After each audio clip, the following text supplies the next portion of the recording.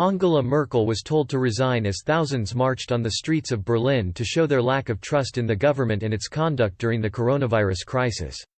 Angela Merkel has been facing growing dissent from Germans questioning her strategy to contain and eliminate the coronavirus threat once and for all across Germany. Thousands of protesters came together in Berlin over the weekend to denounce the government's ongoing social distancing requirements, with some demonstrators accusing Chancellor Merkel of imposing strict measures to extend her power over them.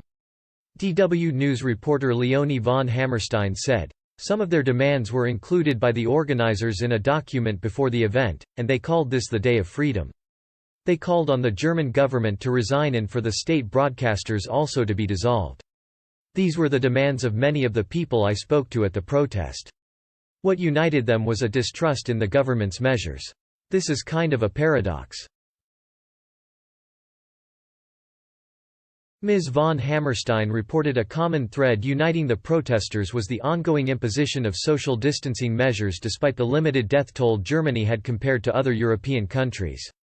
Chancellor Merkel was praised earlier in the pandemic for her ability to contain the spread of the virus, which claimed 9,226 lives so far in Germany, but she is now facing pressure as the infection rate appears to have spiked again.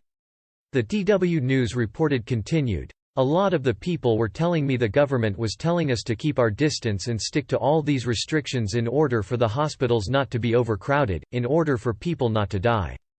But not that many people died, the hospitals are still empty, so why did the government tell us that in the first place? There is an inherent distrust in what the government is telling them, and that's why we saw tens of thousands of people taking to the streets, not adhering to the rules, not adhering to face mask use. A lot of them were telling me they see face masks as a symbol of oppression that the government is forcing them to wear."